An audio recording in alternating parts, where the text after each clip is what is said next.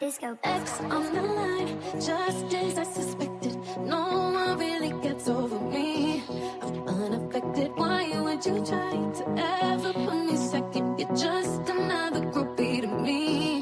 No, I'm out here single, and I need some real. Now I got standards. Give a fuck how you feel. I'm out here single. Tell me what's the deal. Now I got standards. Give a fuck how you feel.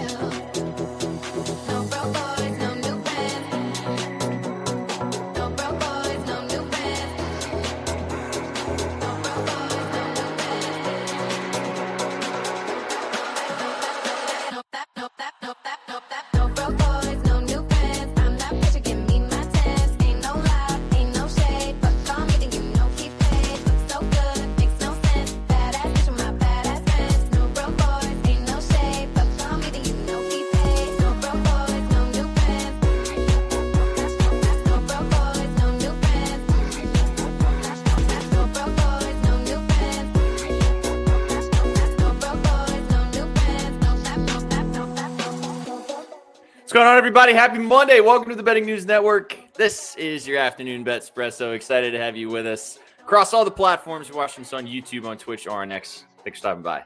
Finish off your Monday. Happy December the 1st. Vibes are high. We got DB in the house. We got Danny Burke. We got V Sauce. My name's Sweatpan Jesus. Chat, how we living, boys? Happy Monday. We were just gabbing a little bit backstage, but how we doing? Doing fantastic, dude. You look fantastic in a beanie. Can I just say that before we do anything else? You look fantastic in a beanie. Thanks, man. I appreciate that. It's nice to have the hair sticking out the bottom. And it was nice to put a beanie on. I actually wasn't going to wear a hat at all. But then I was like, nah, I got to get the beanie on. It's that season, man. It's hoodie season. It's beanie season. Like, look at the three of us, right? You know what I mean? I know. There's feet of snow in Danny's house. He's not getting out of his house, being a lazy ass. It's okay. Exactly. Yeah, I'm using the snow as an excuse to just be very counterproductive and watch the final season of Stranger Things and handicap today's football and basketball action. So can't complain about the Monday. You know, taking out the dog, it's a little bit of a nuisance, but we get her jacket on. I throw mine on. She doesn't like it any more than I do, so she quick does her business, and we're very efficient out there with the bad weather, so it works out okay. That's the one thing I've heard about these Chicago dogs is they don't like it out there any more than anybody else does. You know what I mean? Yeah. No, I mean, like if you got like a husky or, you know, a very big furred kind of dog like Mona, she's the little pitty mix lab, boxer. So she's got she doesn't have like fur. It's just very, short hair. So she loves the warm weather. She'll bake in the sun for 15 minutes on a routine every morning. If it's snow or rain, I'll do my business and get me the hell out of here. And I'm like, hey, that works for me. So. Yeah, she's definitely, I mean, if you guys don't know, is she right beside you on the bed right now? Yeah, she's chewing her bone right now. I think you should be. Oh, you get her. You get her behind a little bit, but there you go. There she is. Oh, He's hi, like, girlfriend. Hey, what's going on with you? What a cutie. I think we need to see a picture of Mona with her jacket at some point. So that needs to grace the timeline, possibly, Danny. We can make that happen, I think. Oh, yeah, I'll make that happen for sure. The amount of times, the amount of situations I've seen Shaggy's dogs in. I mean, my favorite ones are when they're in the life vests on the boat in the summer. Seeing those tiny little wiener dogs with the vests on the boat is electric stuff. But we need to see Mona in her jacket. We need to see her showing off the modeling the fair. Definitely will do. Okay, good stuff. Chad, thanks for kicking it with us. Welcome to Betspresso to finish off your Monday, first day of December. Can you guys believe it's December, man? Holy, Jesus, man. We'll get there. MMA finesse. We got thoughts on Theo Johnson, though. We will get there. I bet you Vsauce. I got some thoughts. V's got thoughts. We got thoughts. We're going to get there in a minute. So stick around for the next hour. We're going to talk about Monday Night Football. Talk about the really tasty big NBA slate tonight. We all got bets across the hardwood. But before we do that, and then we'll cook a parlay at the end of the show. I'm going to tap this off before we jump into the good, the bad, and the ugly, our new favorite game. Giving you guys the reactions from yesterday from NFL Week 13. So, chat, get your goods and bads and uglies ready to go on who you thought was good, bad, and ugly yesterday for NFL Sunday. I just want to tell you guys, chat, we did the season of giving for the month of November for Thanksgiving, and we raised almost $100 to be donated to Feeding America for our parlays that hit across the month. 30% of the proceeds of our parlays that hit across the month across the shows. We hit 3. Pretty good for a 3.5 week stretch, and we're donating about $100 to Feeding America. So that will get posted on the timeline tomorrow. So well done, all of you guys, for helping us across the shows, donating, giving back. We're going to do the Season of Giving Part 2 starting next week, giving you guys like we did last year, where we'll be raising money for Toys for Tots. So any parlay that we hit in the month of December, proceeds of those parlays will go into a pot, and then we'll get donated to Toys for Tots at the end of the month right before Christmas. So a little bit of giving back for the degeneracy that we do every single day. If you're going to donate to the sports book, if you're going to donate to Red Cross, you might as well donate to the kiddos and all the people out there that are less fortunate than we are. Absolutely. Yeah, Scott's thoughts. Absolutely, Joe. Well, guys, let's just get straight to it. We're going to play the good, the bad, the ugly. It's your first time being here for good and bad and the ugly. How it works is you let us know who was good yesterday in the NFL, who was bad, and who was just downright ugly. So you guys can kind of have fun with it if you want. You can pick a player. You can pick a team. Sauceman, I'll let you lead us off. Who was your good yesterday? My good. I hate to give him credit. Not yesterday, but coming in from Friday. Danny, I think you know where I'm going with this. The Chicago Bears, man, they beat a good team. They beat not only a team with a winning record, but the defending Super Bowl champs.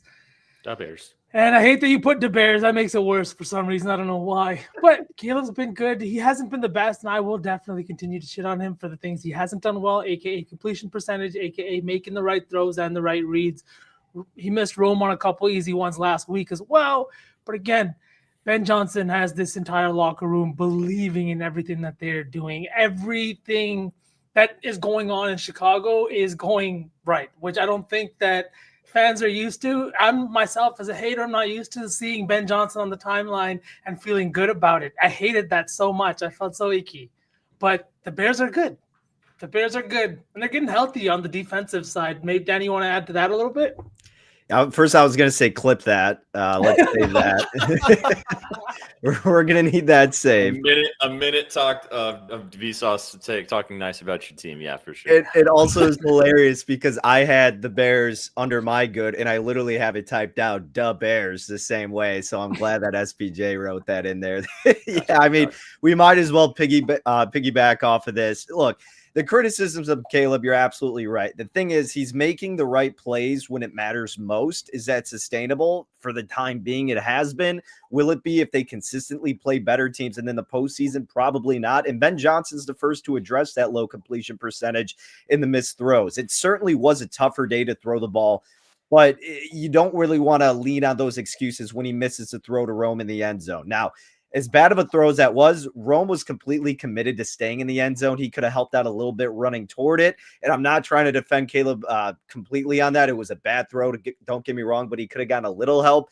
There were certainly some missed ones. Zacchaeus in the end zone, the one where he's falling away. It's Jekyll and Hyde with him. He goes from making outstanding throws like the touchdown to Cole Kmet to then missing the wide open ones and the interception that he had. Like a lot of those short dump offs. Like I tweeted about this after. He struggles with those to lob it over because it's like when he throws, it has to be 110% every time. He struggles taking, his foot off the pedal, and he finally did a little bit toward the end, but that is certainly an issue for him. The good, obviously, the running game. I thought it was going to stink. My goodness, they had like their best running performance and who knows how long. They were setting record numbers. But Monungai, 22 carries, $130. Swift in the revenge game, 125 yards. They both scored a touchdown. And you talk about that defense, like you wanted me to mention here, V. And outside of A.J. Brown, who we did talk about with his receptions, thinking he would have a good game, he had 10 of them. You limited Saquon Barkley. And we, again, projected this to occur not only for the whole season, but potentially in this game because of the regression from 2000 plus and because of the improvements that we've seen from Chicago's defense. Just 56 yards on 13 carries, 4.3 yards a clip, which wasn't bad. But he didn't have any explosive runs that came up when it mattered most.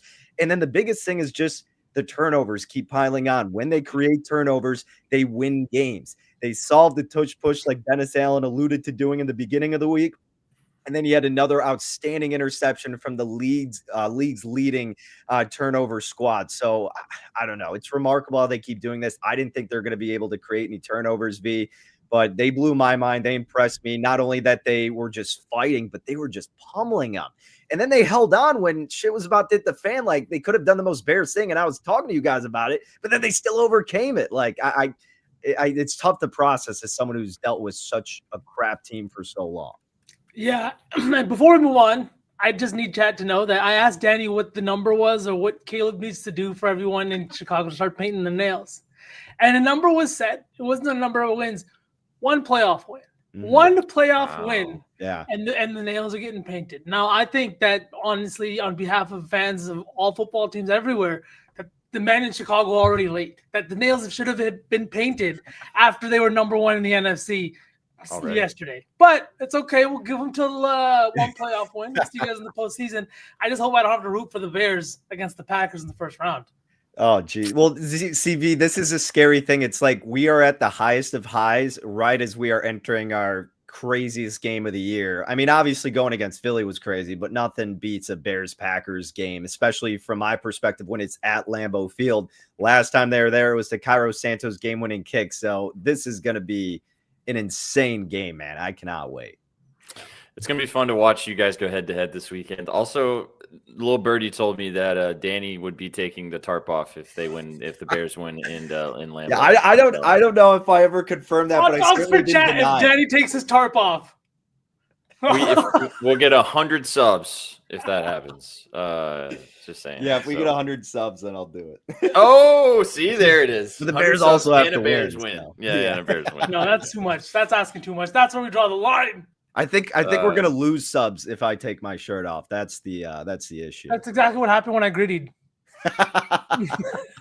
Well, time to take out a loan. There we go. All right, Danny, was yours the Bears? I'm assuming it was the Bears. So yeah, I kind of ranted enough about that. So I'll take them as well. So you're up, SPJ. Okay. Mine, Joey Burr and the Bengals getting a big dub against the Ravens, going back as well to Thanksgiving. So, but the Bengals got dismantled the Ravens in Joey Burr's return. And I told you guys this. I think this team possibly has an opportunity to take advantage of this really bad division. I think that Tony Dungy said this last night on Sunday Night Football, like after the game, that a team that with 8 wins could win this division with how it's laying out right now. The Ravens and the Steelers are both 6-6. The Bengals are 4-8, 2 games back. Very winnable schedule down the stretch. They got 2 tough games back to back now, but the Steelers and Ravens are about to play each other, so that's an L automatically for one of those teams, unless they tie, which is fine too, I guess. I don't know, man. Vibes are high. This defense is getting better. I said this earlier. Yeah, they're still bad, but they're better than they were, which is not a great big step, but at least it's a step in the right direction. Burrow looked good. The Ravens are falling apart. The Steelers are terrible. I don't know, man. Maybe things get frisky in Cincinnati, but obviously they took a step in the right direction to get a huge win against Baltimore on Thursday night. I mean, this is avoiding like some of the obvious goods from Sunday, but like I just felt like I want to keep talking about this Bengals team. I might just be an honorary Bengals fan down the stretch to sweat out my 11-1 ticket for them to win the AFC North. So, yeah, Joey Burr, welcome back.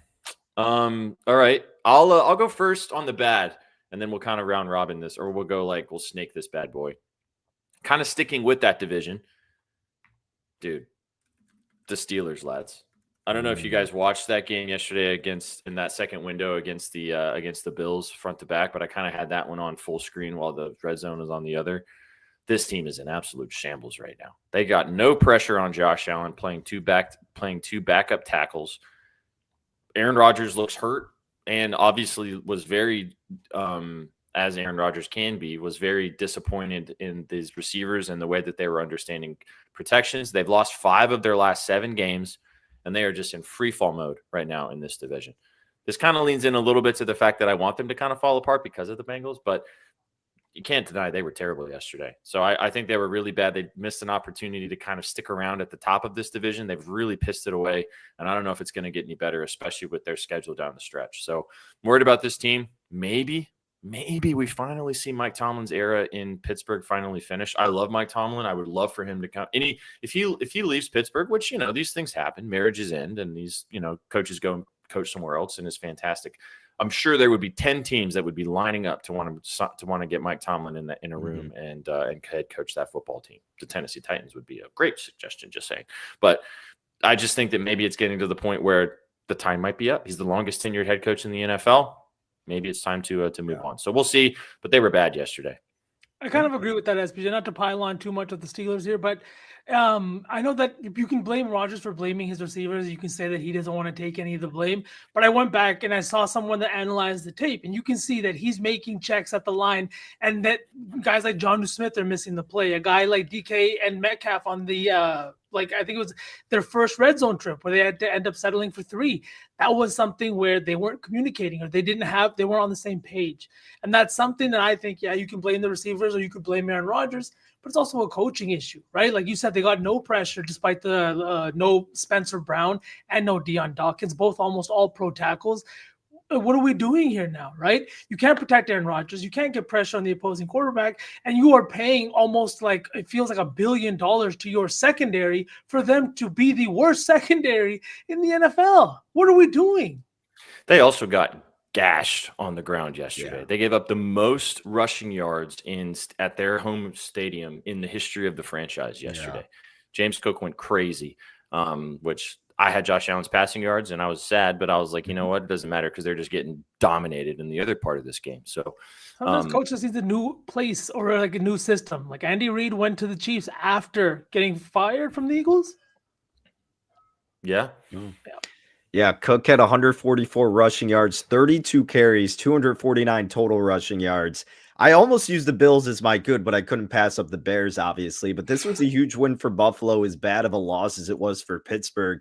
I don't think it's that surprising, just because Pittsburgh has shown us time and time again how bad they've been, but especially on the defensive side. And we've seen Rodgers be a below average quarterback, metrically speaking, and just with passing attempts this year. So, yeah, I mean, they're stuck in no man's land. And let's be honest, the past several years with Aaron Rodgers on his teams, that's what you're going to get with a guy who's coming off of an Achilles tear, over 40 years old. Like, what are you expecting? The way the Pittsburgh Steelers constructed this roster, and I always use this example when it's teams similar to this, they did it just to sell tickets, right? They got name brand guys who can have good plays, be flashy. Everybody recognizes them, and they're going to be very middle of the pack. That was like when the Bulls back in the day, they got Rajon Rondo and Dwayne Wade. And then they honestly might have beaten the Celtics in that first round had Rondo not exited. But the whole funny part about that is Dwayne Wade, he finally comes back home to Chicago, but he was way past his prime.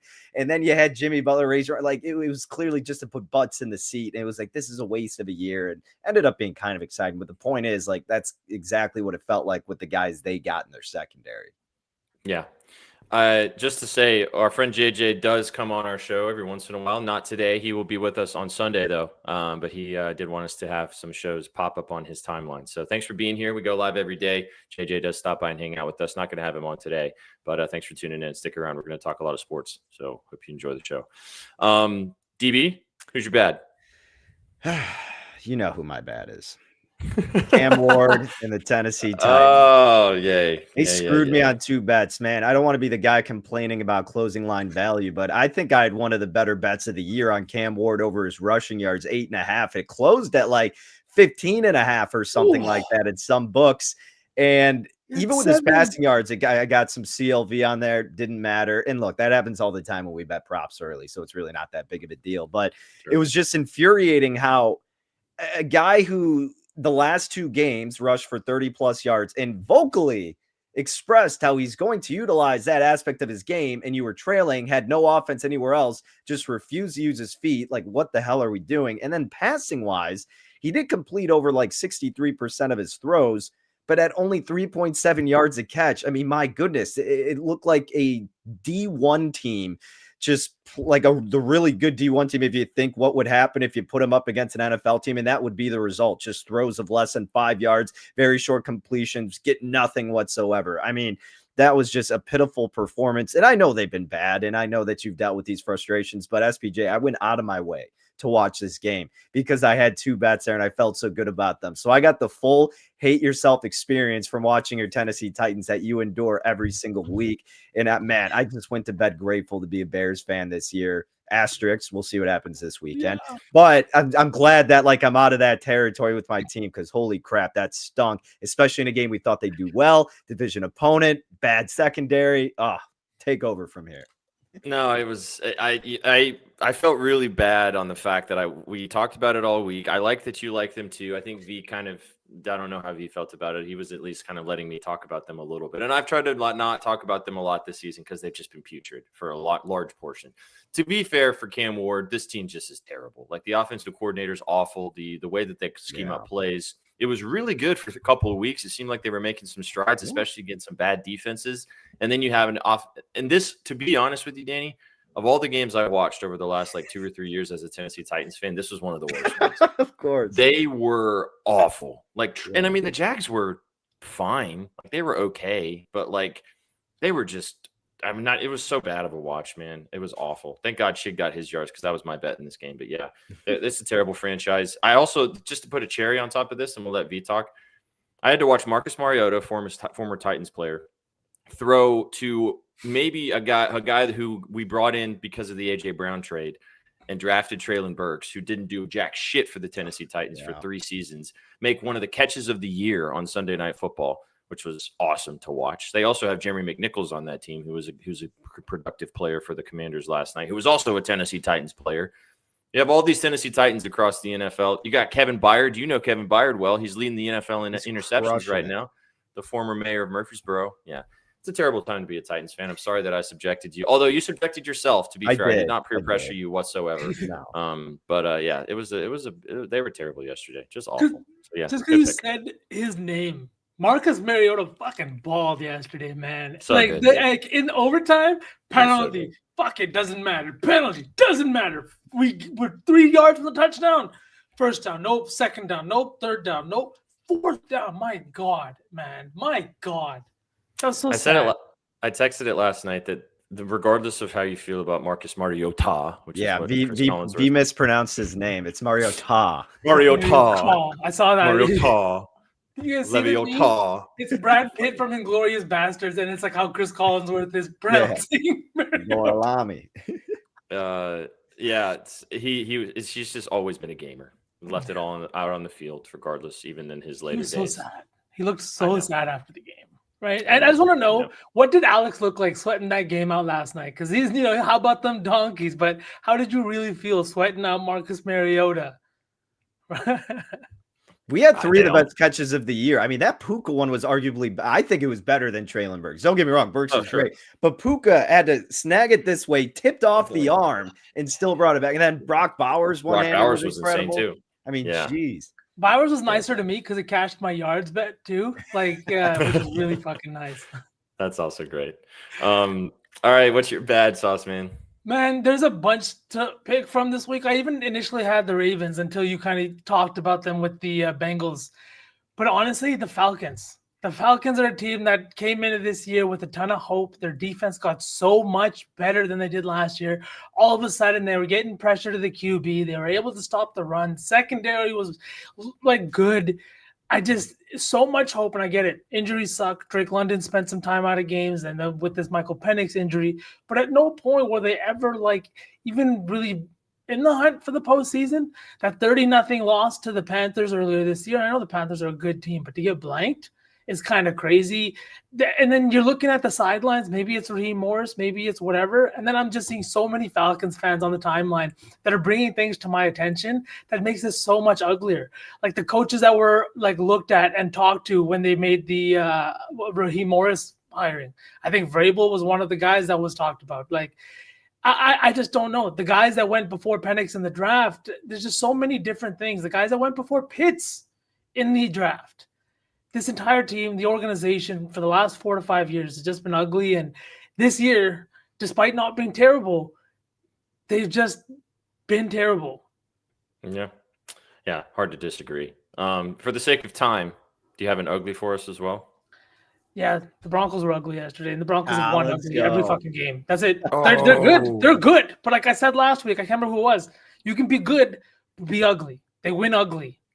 And yesterday, a missed 2-point conversion is what wins you the game.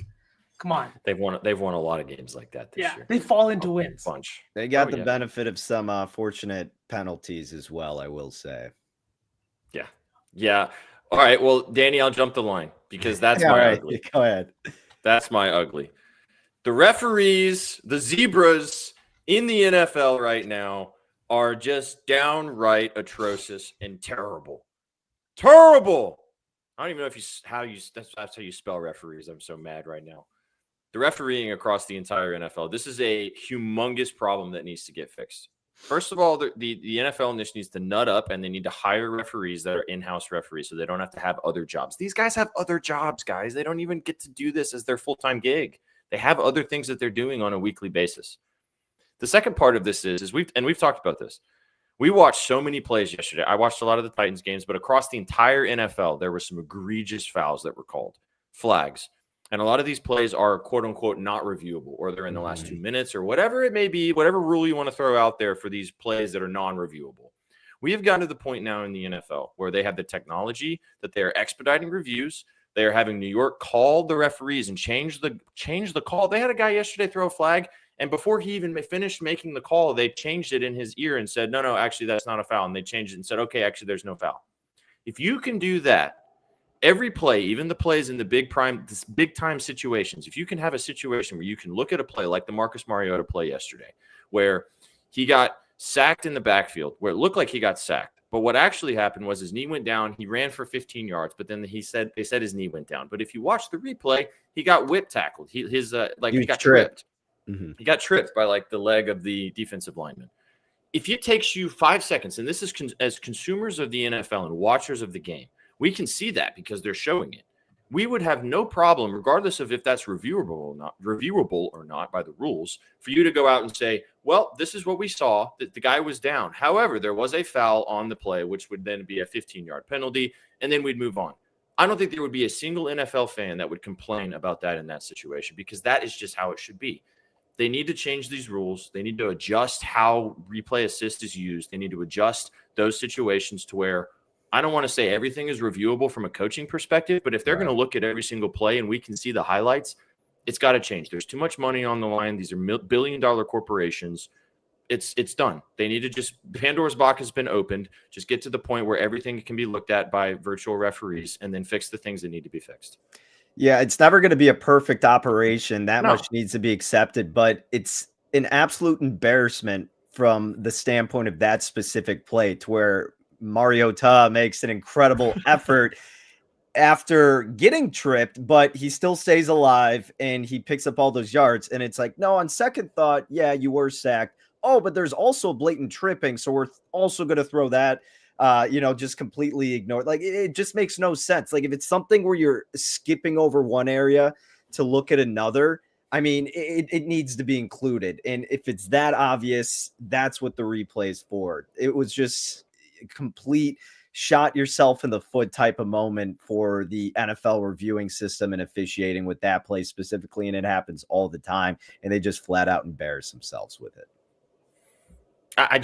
It's just baffling to me. We can move on and you can go with your ugly, but it's just baffling to me that we have to watch the play as football fans that know, and there's no way that they don't know. And I hate it's not reviewable, so we can't change the call. Mm-hmm. That is absolute bullshit to me at this point. Like, that has to be thrown out of the verbiage of the NFL's rules at this point, because you can't have Terry McAulay on the call last night for Sunday Night Football when they threw the ball down the field and they called intentional grounding, and they go, well, McAulay, what do you think? He's like, well, that's just not intentional grounding. They shouldn't call that. It's like, how are we doing this? Like, what is going on? This is costing people games. Anyway, I could talk about this for an hour, but all right, zebras. Danny, take us home. What's your ugly? Yeah, this was a really tough choice, but there happened to be a quarterback out there on Sunday who threw 4 interceptions and no touchdown passes and happens to be in the NFC North. Oh, that's right. Max Brosmer, however you say his last name. 19 of 30, not bad, but only under 26 yards, no touchdowns, 4 interceptions. It can't be worse than J.J. McCarthy. Oh, wait, Max Brosmer says, hold my beer. I will be that much worse. Now, cut the guy some slack. It was against one of the best defenses, and you should not be playing in an NFL game, really. I mean, at this point, you had Carson Wentz go out. J.J. stinks. Seems like he should come back. But, yeah, I mean, I'm sorry. I mean, it's nothing against the guy. It was just ugly, and that interception was probably one of the worst you'll ever see. I literally exploded out loud with like shock and laughter, and not at him, just in pure amazement. And again, for anybody who doesn't know, I had the Seahawks and Chargers in my Survivor League. I had to pick two, so I was sweating both of those in the beginning stages. So seeing him make that throw was just insane. I mean, come on, man. That was ridiculous. Dude, I was going to say he threw one touchdown. Just not to his own team. Just to the wrong team.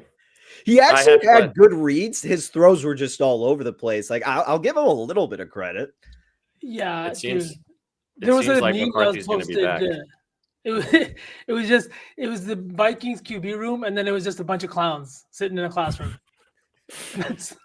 I literally had flashbacks to Will Levis in Week 1 against your Bears last year. Yeah. In that throw. I think the Brosmer one was worse. So I mean, it was. I mean, It the was way he threw it, like your game situation against the Bears was worse, but the throw itself was worse yesterday.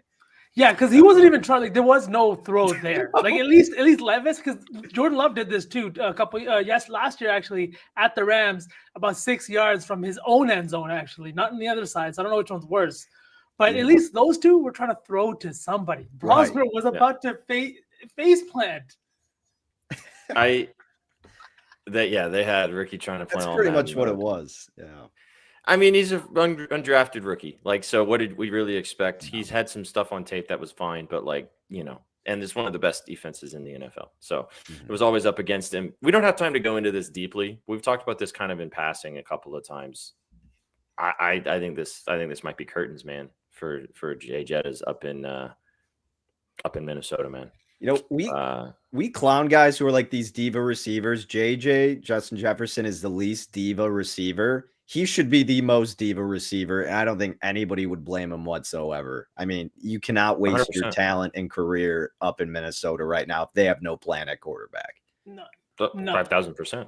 5,000%. Would not be shocked whatsoever if he ends up moving on if they don't have a specific, very firm plan at the Adam Thielen just said, "Get me the hell out of here. This is my last year." He's like, "I'm out." Because there's 3 playoff teams in the North, man. Yeah. It's not going to get much better. All right. Interesting. I know people don't care for him, but interesting to see Shador as KOC as his coach. JJ's first touchdown was thrown to the Bears. That's hilarious. That's crazy. Yeah, did you guys see this stuff about Juwan getting called a hoe by the offensive lineman after he got punched in the nuts? What a week, huh? What a week, man. We could probably go on and on and on and on, but let's cap off this week and let's talk about Monday night. That was a fun good, bad, and the ugly. Oh man, Chad, I just want you guys to know that we all look forward to this now every single week of coming on and talking our good, bads, and uglies. I hope you guys enjoy it as much as we do at this point. To the point now where producer Sook is going to be making a intro for us now that we will be able to use for good, bad, and ugly. I prepare more for this than I do the Monday night game, so I don't know what you guys are doing. Plays? We're talking bets, huh? No. Yeah. Well, there is a game tonight, the last game of week 13. Let's talk about it. Let's talk about the game that's going down in Foxborough here in a couple of hours. Oh, that's the wrong graphic. My bad. Patriots taking on the Giants. 7-point favorites are the New England Patriots. Drake Man Company looking to stay atop the AFC conference. Crazy to say at this particular point. Mike Vrabel and co. looking to take down Jackson Dart, who is back, and the Giants. 7-point favorites, as I said, are the Patriots. Giants, 7-point dogs. Over-under set at 46.5.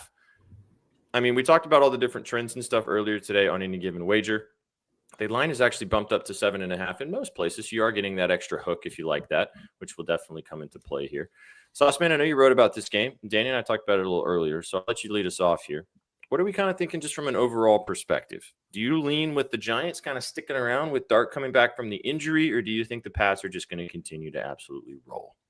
Man, so with the spread, I've been kind of going back and forth, and I was hoping that this hour with you guys would kind of, get me to one side, but just a little bit about this game. 46.5 point total on prime time, right? I know that the trend was broken last night. That was nice to see. Unfortunately, SBJ for your ticket, but RJ Harvey burned us both, right? Or did he get you there?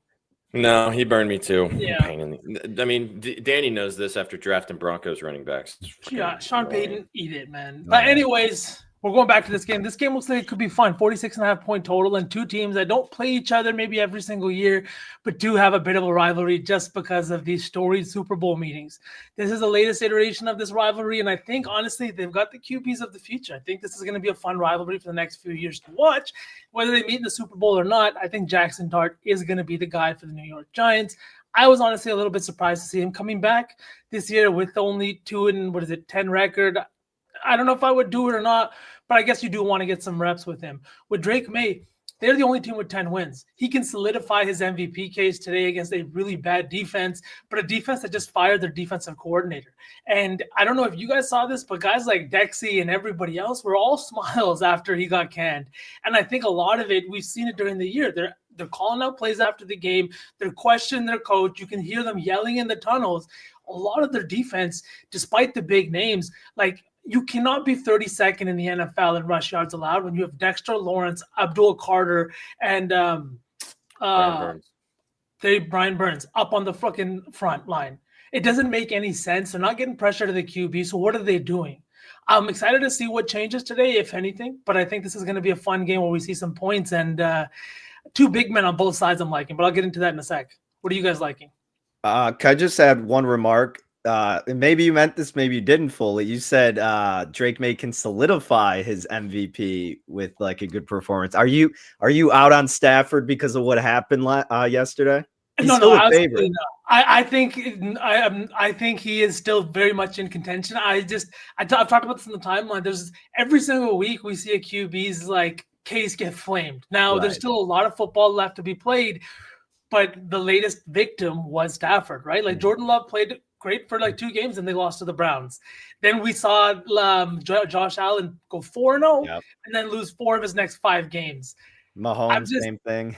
I don't know if it's going to be the same thing with Stafford, but if anything, 2-interception game, a 7-point loss to the Carolina Panthers, and the fact that they would be the only team with double-digit wins, I think helps his case and helps solidify it if there is one. I know the schedule has been tough, but they've also got some big wins too. I know not as many, but they do have some big wins. Yeah, I just want to give Garrett his fumble too. Yeah, I just want to give Garrett his flowers because he's been talking about this in the chat and he deserves it as a Panthers fan. So congrats on your team, Garrett. Well done, sir. Yeah, I mean, we talked about it earlier on Any Given Wager. Danny and I both kind of lean with the dog here to keep this game close. I don't know if you have any further thoughts on that, Danny. I'm really liking the 7.5. The more and more I've been looking at it throughout the day. I've got enough props in this game, so I probably won't end up taking it. Maybe be kicking myself later when the Pats win by a field goal. But did you convince yourself any further on the Giants here? Yeah, not necessarily. If V had a lot of conviction, I may have gotten there more. I know that's how I was kind of thinking about it going into the show earlier with you and Adam. And yeah, still same position, lean strongly toward taking the points with the Giants. And V earlier, pretty much the main reasons why is because I don't think this defense is as good as they appear. They've been benefiting from the league's easiest schedule, but you look at those success rate numbers, are 21st overall, 21st against the pass, and 20th against the run. Now, EPA, they're fine, but that's because, again, it's weaker competition, but those weaker offenses are still able to move the ball relative to the down marker. So I think you're going to see that come to fruition with the Giants and their offense that's been able to hang in a lot of games this year. And that's how I handicap this Giants team, under their win total, but they'll cover more often than they won't. And I think that's going to be the case tonight. Factor in that you're missing 2 starting linemen for the Patriots.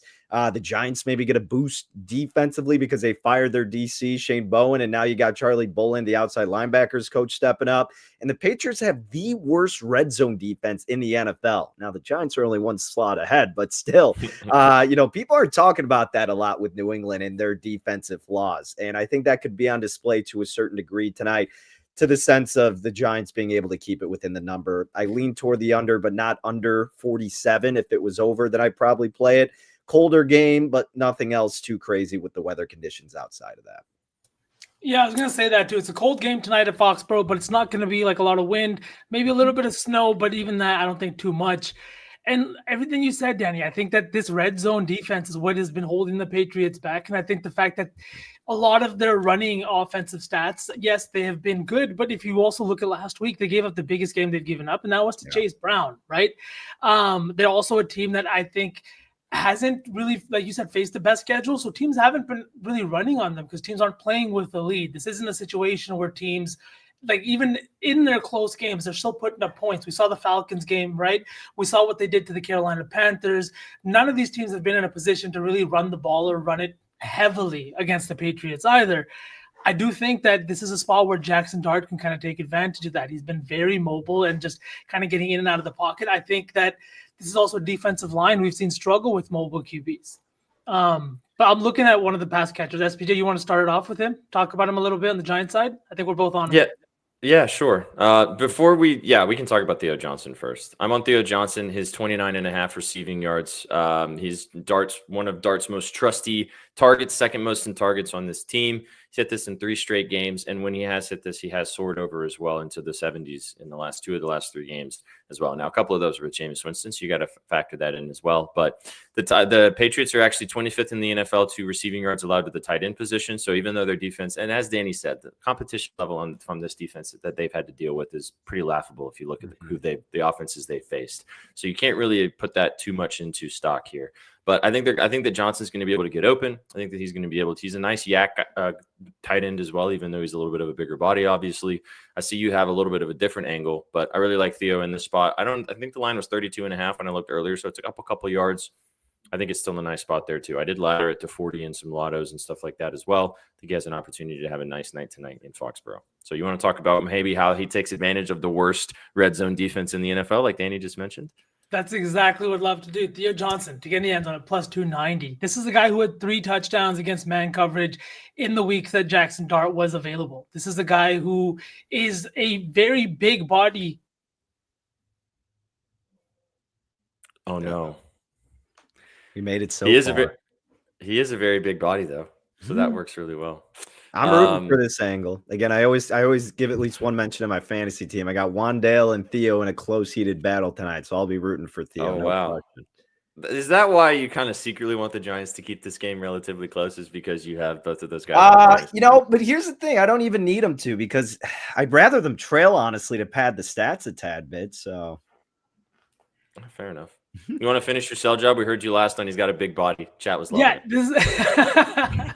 That's a crazy place to stop. But yes, he's got a big body, and right here in the red zone is when that kind of comes in handy. This is a guy who Jackson Dart is looking at often once you get down here, and this is a Patriots defense who really kind of lacks size in the secondary and at the linebacking position. They also haven't done a great job of getting pressure on opposing QBs. They're 20th in sacks this year, and Jackson Dart's actually been fantastic when he's kept clean. He's had a completion rate of 71%, and he's thrown 9 touchdowns to just 1 interception. He's had 10 touchdowns this year, 3 interceptions. He's been good. He's taking care of the ball. And I think 2 of his interceptions have actually come on tipped balls, if I can remember correctly. I don't have the stats to back it up, but I know at least one of them was on a tip pass. He's been really good. Theo Johnson was a big part, and he's actually their number 2 receiver against man coverage. Neighbors was their number 1, but obviously with him out of the lineup, you're looking at a guy who has made it very hard for opposing DBs to cover him because of his size, and he's actually faster than he looks because of how big he is. So he's been giving linebackers a pretty big run for their money. The Pats also haven't really faced a good tight end in the last few weeks. So I really think Theo's going to get in the end zone today. I love the yards look too, SPJ. And then on the other side, I took the other big boy, Hunter Henry, to get in the end zone, a plus 210.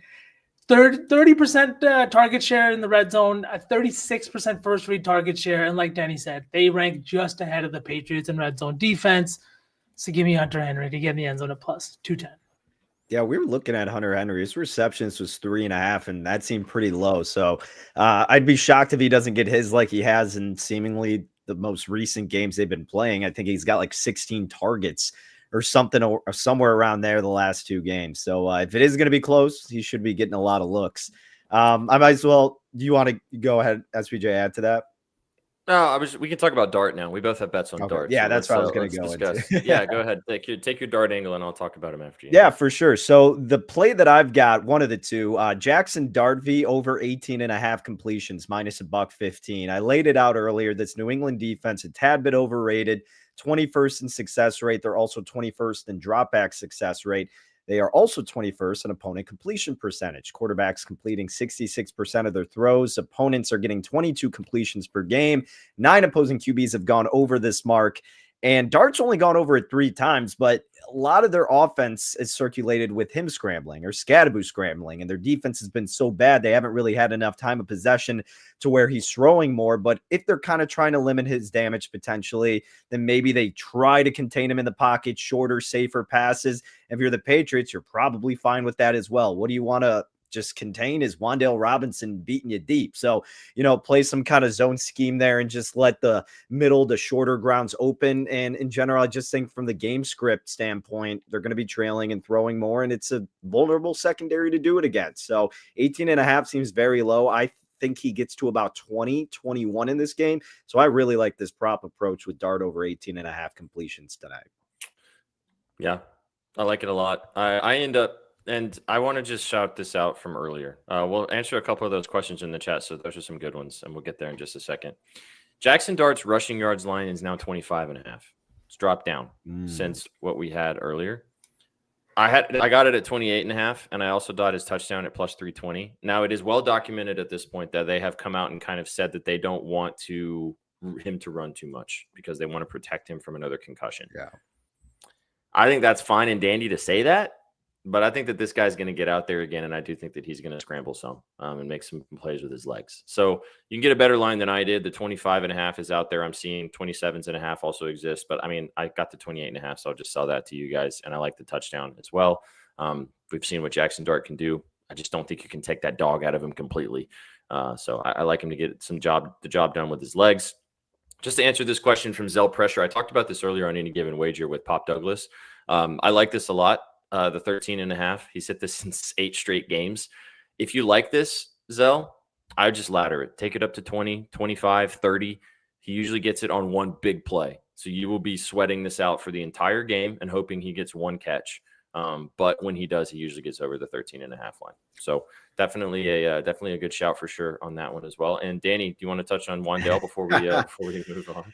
Hey, always high on Wan'Dale. Hopefully he replicates what happened last week. I don't necessarily think that's going to be the case. It's a little bit, I mean, with Jameis to Dart, yeah, they're going to sling it, but we've seen big games with Wan'Dale and Dart, not as explosive as it was with Winston. So I'm a little bit down on Wan'Dale. I'm rooting for him heavily. But yeah, I think around 5 to 6 catches, there really wasn't too much value with his props tonight. It takes one play for him to get over his receiving yards line, but I don't think there's as much value there because, again, if you're the Patriots, just don't get beat deep by him and you should be fine. Receptions would be a bit more appealing, but not enough of an edge, unfortunately, for anything Wan'Dale this evening. I think there's a better look with Theo Johnson. Let's go. Sauceman, we've got a couple more props. Did you want to add anything else before we finish this off? I was just going to say I like the Demario Douglas look just because of the fact that Giants run a ton of man. They're top 5 in man rate this year, and that's exactly when Douglas sees his target rate go up quite a bit, actually. I think he's seeing almost a 19% target rate against man coverage. Now, again, smaller sample size, but the reason he's doing that is because he's just so fast. Like, he's faster than everybody else. And if you look at his game logs, multiple games, 1 catch, 2 catch, but 40 yards, 30 yards, 25 yards. It's what he does. At 13.5, I think it's definitely low enough. And I also think that one thing we kind of forget about sometimes is sometimes in these primetime games, not only are some of the props very heavily bet and have like this huge, like handle on them, but if you're looking at guys that are like undervalued, those are also guys that are going to fly under a coach's radar, maybe. You know what I mean? Like a guy that he might not be game planning for, aka a Demario Douglas. So I like it at 13.5. The other one in that same sort of conversation I brought up earlier is Austin Hooper. We got some Patriots fans in the chat. Hooper's in that secondary tight end. They utilize him similarly. He does get a decent amount of targets, but only 1 to 2 catches. His line's 9.5 for his receiving yards, hitting 3 of his last 4 games. I mean, those are just very tasty, hittable lines. You're not going to see them out in the field a shit ton. They're not going to get volume of catches. Like, it's not a bunch of targets and stuff, but you'll look up, bang, 1 catch, see you later. Have a couple examples from yesterday. Jalen Coker from chat. They brought that one in at 2.5, which was free. Shit, Darnell Washington at 1.5 was a sweat, but it was free. Back to back. Oh man, that 1.5. So it gave me like, when you take a guy to hit 2 threes and he does it on back-to-back possessions and then doesn't. Like, that's what that is. That's what this 13.5 yard line is. Don't expect 5 targets. I mean, if you expect 5 targets, you should expect a line at 60.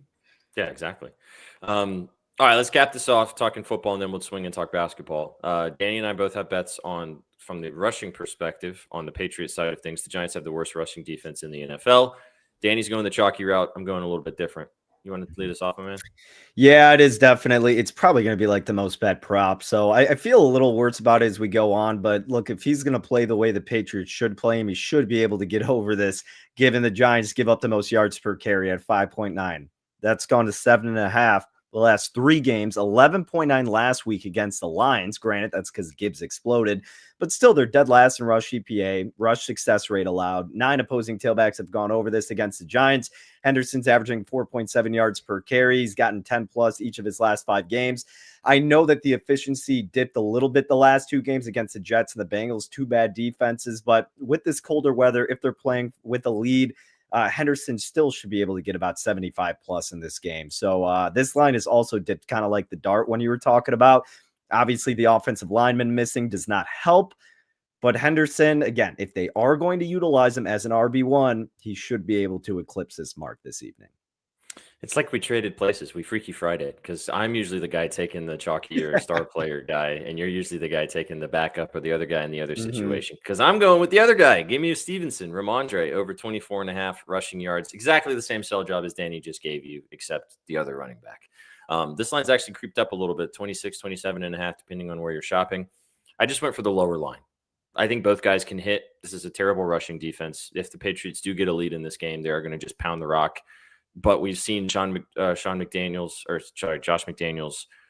I was thinking about Sean Payton because he does the same shit. You just never know which running back's going to go out there. Like they're probably going to pull some random guy off the street tonight to go be RB1 randomly, and both of us are going to be pissed. Right. But hopefully neither of those things happen. And it's just these 2 guys running crazy all over the Giants. But yeah, it's a good matchup. Hard to ignore. All right, boys. Go to muted if you want to tap us off. Sorry, my mute button actually got stuck. But question for you guys, just play devil's advocate. Does the fact that they have a new guy calling the defensive plays like not scare you or worry you at all, but give you even like a little bit of pause? The fact that like, yes, they had the best or the worst defense, but they have some big names up front. Like that's why I was sitting here like, how much of an impact does a DC have? Obviously, it's quite a bit, but maybe it's harder to conceptualize because on offense, you can see it with your eyes. With the defense, you just think, hey, they can't play defense. Yeah, I actually do think they're going to get a slight boost from it. You're not going to overly alter your defensive approach too much, but I think that they are going to have a little bit more inspiration to put out for their guy, given how terrible they've been. And he may still give them relatively different looks. Whether it's more aggressive or, taking the foot off the pedal when it's bringing the pressure, whatever it is, I do think they are going to get a little bit of a kickstart from that at the beginning stages of this game. Agreed. I talked about this earlier. I didn't end up betting it, but I just want to say it out loud again for chat. Brian Burns to get a sack is minus 109, who I think could be the beneficiary of that defensive line playing with a bit more juice. And the Patriots are actually 26th in sacks allowed, but playing with 2 offensive linemen down, Will Campbell being one of them, obviously. So maybe they take advantage. We'll see. There's a video of the Spider-Man celebration will be out tonight in Foxborough. There's a video of Dexy too, where they ask him about the fired DC. What's his name? Bowen. Shane Bowen, yeah. And he's just like, it's this big smile on his face, and then he realizes that he shouldn't be smiling. So I don't know. I could definitely see him on the field today, just hitting the sexy Dexy. You know what I mean? Oh, I will just say, Shane Bowen, good he's a big guy. You're a bad coach. Okay. Love the big boys. There's your football chatter. Gonna be fun. I think it's gonna be a good game tonight. Let's just fingers crossed, boys. Fingers crossed. All right, let's swing. Let's talk hoops, and then we'll cook, and then we'll get out of here. It always goes so fast, this show, because of doing good, the bad, and the ugly. But huge slate of NBA tonight. As V and I were texting last night, the NBA games yesterday were incredible. I mean, everyone's paying attention to football, but I mean, there were so many incredible performances last night. My dog Denny Advia had a triple-double with 19 rebounds against the Thunder. Jaylen Brown had a triple-double. Yeah, both of our guys had triple doubles. Yeah. Denny's is just as impressive, but he does it now regular. You know what I mean? It's like so weird to say that, but it's so true. Okay, Peyton Pritchard at 42, and he shot 60%. All jumpers, boys, all jumpers. This was us watching the NFL and NBA yesterday. feeling nicey. Let's talk about the bets for tonight, though. Nice matchups across the board. Danny, you've got a bunch of unders for us. I'll let you rattle them off, and then I'll talk about a few props that I have out there tonight in the NBA. Yeah, I'll try to keep these short and sweet. Got 6 plays. First one, James Harden under 42.5 points, rebounds, and assists going against one of the better defensive teams, the Miami Heat tonight. Their second in effective field goal percentage allowed is Miami. They're also third in points per 100 possessions allowed. They struggle a little bit with the rebounding and assists, but Harden, where he's going to kill you, is taking his shots from deep. And if he's connecting on threes, then I'm screwed. But I don't think he's going to, because the Miami Heat, number one 3-point defense in the NBA. So this line should have adjusted. It did not. I like his under 42 in the hook. Same game, same type of play. Zubac under 32.5 points, rebounds, and assists. Now, he's averaging about 31 with those combined numbers per game this year, yet they're putting it at 32.5 in a tougher matchup against Adebayo and Ware, and they defend around mid-range pretty well. Actually, exceptionally well. They're second best in opponent field goal percentage from there. And then they're, I think, 12th around the rim. So I'm sure you'll get a lot of rebounds per usual from Zubac, but I don't think he's going to be as good of scoring tonight. So I like him under. And then Davion Mitchell, I'll give you an over here, over 2.5 rebounds, plus money, plus 125. He's very volatile in this regard, but he is averaging 2.9, so you round it up to 3. This should be a night where he could find his way over. Clippers are 21st in rebound percentage, and considering how formidable Miami's defense is, that should lead to a lot of missed shots and then him getting more chances to pad his stats in the rebounding department. So I like that because of the price mainly. Another rebounding prop, Ryan Kalkbrenner, under 7.5 rebounds with the Hornets. He's averaging 6.7 per game. And in November, that's dipped slightly to 6.5. He stayed under this mark in 13 out of 18 games. I get it. It's the Brooklyn Nets. They stink. There's going to be a lot of missed shots. They're not good at rebounding. But this number is just still a tad bit too high given what he has done or lack thereof this entire season. So I like his under.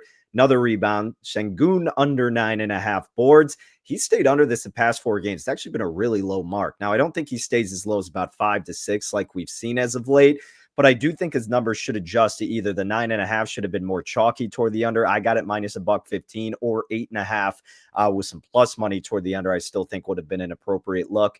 The Jazz are 10th in rebounding percentage, and Houston's a massive favorite here, about 12 in the hook the last I saw. So if it's a blowout, it'll get taken out early, not as many minutes being played, and thus limiting his rebounding opportunities. And then finally, Keontae George under 2.5 3-pointers, minus $1.37, a bit more chalky. We know how good Houston's defense is. They're second in points per possession, 7th in effective field goal percentage allowed.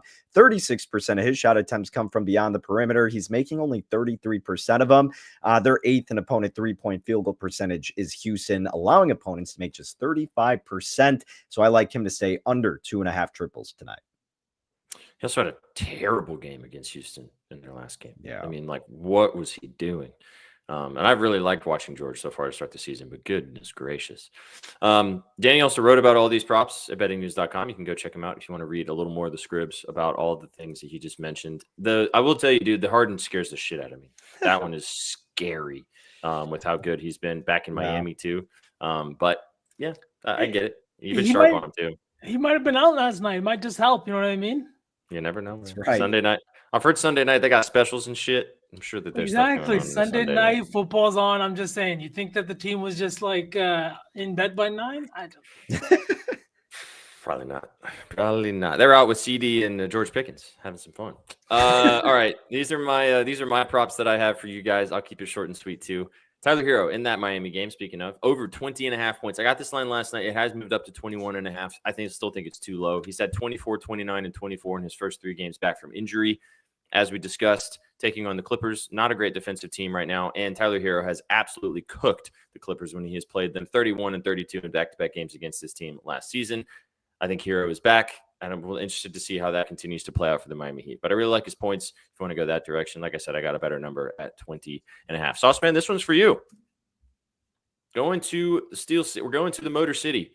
We're taking a Atlanta Hawk, but we're not taking Jalen Daniels Jalen Johnson. Back in football mind. Jalen Johnson with his incredible performance. We're going with the Aussie, Dyson Daniels. Give me Dyson over 11.5 rebounds and assists. I have no idea why this line is set at 11.5 for almost plus money. This makes 0 sense to me. This guy has been awesome since Trae Young has been out of the lineup. He's hit his RA line in 5 straight games and in 7 of his last 8. and he's had good success against the Pistons. That was even with Trae Young in the lineup in some of those previous games. He's hit this line in 3 of his last 4 versus Detroit. He also had 9 rebounds and 6 assists against Detroit earlier this season. I think Cade's going to have a good game. This should be a fun one tonight. 2 teams in the East that are really playing good basketball right now. Should be a fun game, but I'm going to go with my man. And I think that you might have also circled Dyson today, so sorry if I stole your thunder a little bit there as well. Another chalky prop, Donovan Mitchell, over 29.5 points. This is more of a line read. Kind of had a bad game in their last game out, but this is against the Pacers. One of the worst defensive teams in the NBA. One of the worst teams in the NBA right now as a whole. And he has absolutely cooked this team. He's hit this in 5 of his last 6 games against the Indiana Pacers with 30 pieces in both of them. He's also hit this in 5 of his last 6 games against bottom 10 defenses. Even though it's on the road, I think that Donovan should bounce back. And I like a 30-piece. Would not be surprised if I looked up and he had a 40-piece tonight. And then I'll close it out. Nice and chalky. I'm not even going to sell it on you. Just give me Luka. Over 49.5 PRA. Set it. Forget it. Don't overthink it. Braun's back tonight. It's also, if you want a little narrative here, Luka Doncic is taking on Devin Booker tonight. And you know how much he loves playing Devin Booker and the Suns. So give me Luka, PRA, rock and roll. No sell job. Just take the Dawn. Boys, that was fantastic. So many NBA props. Let me bombard you guys with a couple more. Let's go. I'll start it off with what I talked about, but I'm taking the PRA. I'll say because he didn't. This is the Dyson Daniels mom is hot narrative, right? Sook said it. There's no way to explain it. Yeah, Danny, don't look at me funny. We got a lot of funny narratives here, but this is the Dyson Daniels mom is hot narrative. This is Sook's theory. They were drafted within, I think, 2 or 3 picks of each other. I think Detroit also did talk to Dyson Daniels about potentially taking him over Jaden Ivey. Next thing you know, Jaden Ivey's taken, and apparently they were in the draft room at the same time. And Zook thinks that, hey man, Dyson Daniels was pretty hot. What if Ivey said something about it? And I'm like, I don't know. But if you look at the game logs, all of a sudden Dyson wakes up scoring wise. He had 12, 9, and 6 earlier this year. He had a bad shooting night, but before that, 24, 19, 20, and 18 points. Something actually awakens in this guy. And the last time they played the Pistons, Jaden Ivey was still on the sidelines. Ivey is back in the lineup. The Pistons are moving, but I think Dyson Daniels comes in and kind of cooks tonight. 22.5 PRA. Next, Concanupple, over 17.5 points. The Nets defense is terrible. They're absolutely terrible. I don't know what else to say. I think they rank 24th in three-point percentage allowed. They rank 29th in effective field goal percentage allowed and 23rd in points allowed. Concanupple's been absolutely fantastic, and he played this team on opening night. He went 3 of 4 from 3, 4 of 6 from the field, played 25 minutes, and only took 6 shots. That Concanupple versus the Concanupple we're seeing here in early December is completely different. He just played 37 minutes. His points line is now sitting at 17.5, and he is one of the go-to guys on this Hornets team. No Brandon Miller for the Hornets squad tonight. I just think that this is a matchup he can cook. And there's a bunch of rookies on the other side too that he probably knows, and you know how that goes with rookies. And then lastly, finishing it off with a little revenge narrative, Norm Powell over 2.5. It's the former team. The Clippers have been terrible on the perimeter, and I don't think Kawhi Leonard really helps that situation. Norm Powell has been fantastic and playing against the team that kind of traded you out, and now look at them. Your team is winning basketball games. You're going to make the postseason, and you are the second leading scorer on the team. I think maybe first leading scorer right now, but this has been fantastic. This is exactly what you want on your home floor. The Miami plays at an insane pace. Give me over 2.5 threes. I just couldn't pass it up. Bing, bong, bang. Love it.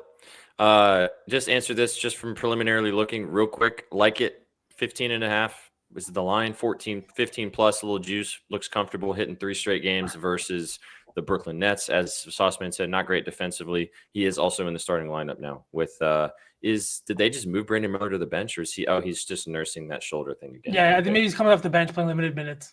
No, he's out tonight. Oh, he's out tonight? Good. Yeah. So yeah. And about Sexton, I will say he's on the last year of a pretty decent contract, probably more than he's going to see on the next one. He's also playing for a Hornets team that really has nothing going for them. So this is the perfect position to really just stat pad the resume and look towards the next contract. Bang. It's going to be a nice, fun night tonight of sports, boys. Huge NBA slate. Nice Monday Night Football game. We didn't talk any hockey. There is some hockey out there tonight. You guys can go check out all the content we have at bettingnews.com for all of that. Made it to the end. Let's cook the parlay and let's get out of here and let you guys enjoy the rest of your Monday. Chat, drop a dub if you've enjoyed the show. I've had fun. Have you guys had fun? Oh, I've had a great time. Always. Blast. Let's cook a parlay that we can make Danny go, yeah, I like that. Let's start in the football. Let's do 2 football, 2 NBA. Let's go 2 and 2. Where you guys want to start in the football? I was going to say we start in the NBA because I think we Dyson Daniels. Yeah, we're kind of we in both our kind of agree NBA. on that one. We're in our NBA. Are you good with taking Daniels? That works. Danny? Hey, you guys both like it. Count me in. Do you like the PRA or RA more? What's going to make you love this lay, Danny? That's the goal. That's the goal. Shoot. Take a second. Take a second. Yeah, let me dive in here really quick. So 11.5 for his RA. And then 22.5 for his PRA. I like the RA a little better. I know V likes the scoring aspects of it too, but his RA is just so tasty looking. See, Mona can't decide. Yeah. What was the PRA at again? 22.5. I kind of like the PRA. Okay. All right. PRA. PRA. All right. So Dyson Daniels, 22.5 PRA. Getting the hot mom narrative. All right. Danny. This is gonna sound heat, but I'm just looking at Danny's props. Sengun under 9.5 rebounds.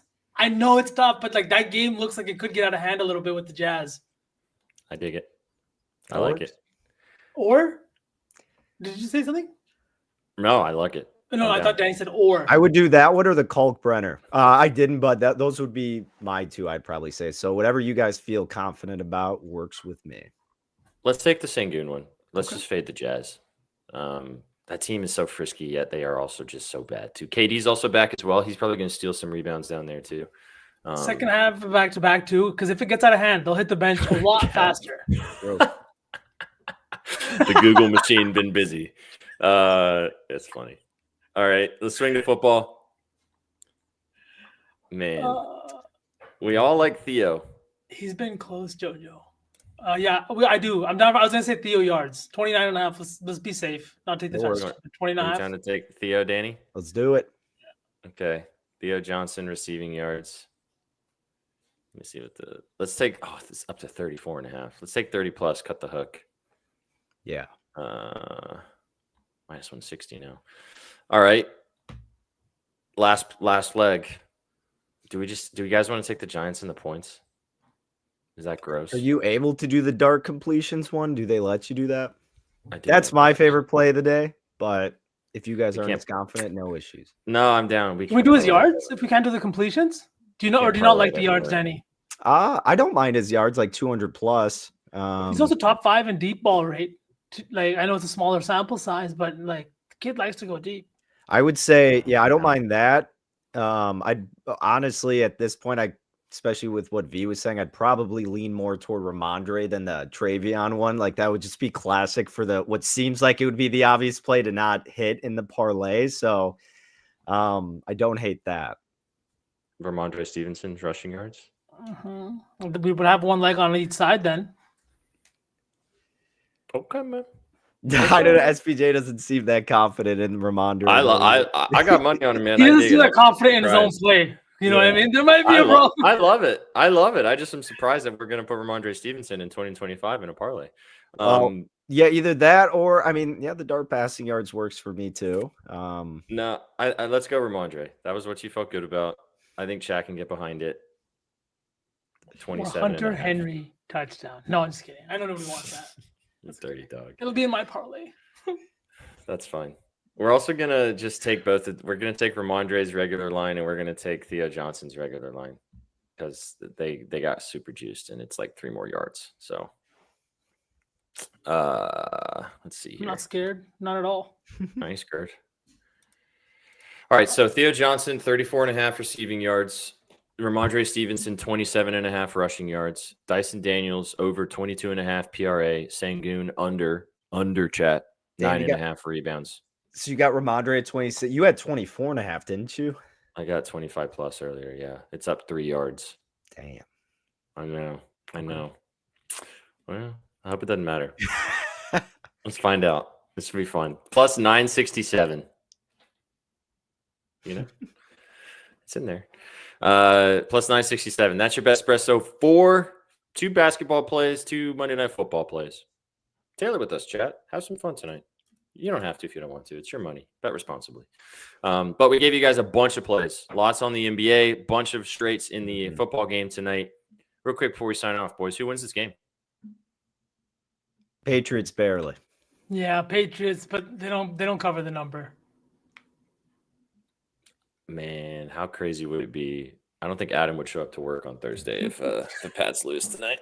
No. If the Pats lose tonight, I'm showing up to y'all's job on Oh, Thursday. you want to come and hang out with us on any given wager? just All right, now. for a few minutes, just to come in and strut some shit. You know what I mean? Man, I think Adam might leave. No, I think the Pats should win tonight. Going like 24-23 or 23-20, New England. Oh, it sounds like such an ugly game, but yeah, probably. Man, you know what? Fuck it. I think the Giants win this game outright. There, I was waiting for you to say it. I knew we were gonna get you there. Oh man, I don't know. I think they do some funky stuff. We saw how many games this weekend did we see that just did not go the way that we thought they were going to go, except for the Titans game, unfortunately. Wow. Every game just went except The they all Rams. went the opposite direction. Like Mhm. even last night. I mean, the Broncos, we all kind of feel like are frauds anyway. Sorry, Alex, Yeah. but it is what it is. All right. Great show. Thanks for tuning in right here on the Betting News Network. Hope you guys enjoyed the last hour and a bit of Betspresso. We'll be live with you guys tomorrow. Lots of content across the entire platform and the entire network. Give us a follow on YouTube, on Twitch, or on X, wherever you're watching us. Go follow Danny Burke at DannyBurke5 on Twitter. Go follow Vsauce with 3 A's. Go follow myself at Sweatpant Jesus. Get involved with all of our content here, there, and everywhere. Lads, it's been a pleasure. You guys got anything else you want to spew before we get out of here? Good luck. Let's catch this parlay. You guys came for the winners and you stayed for the vibes. Have a fantastic Monday night, and we will catch you on the next one. Take it easy, chat. Peace. What you know about rolling down in the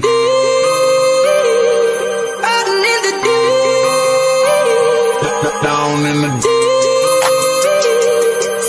Now I know y'all be loving this shit right here.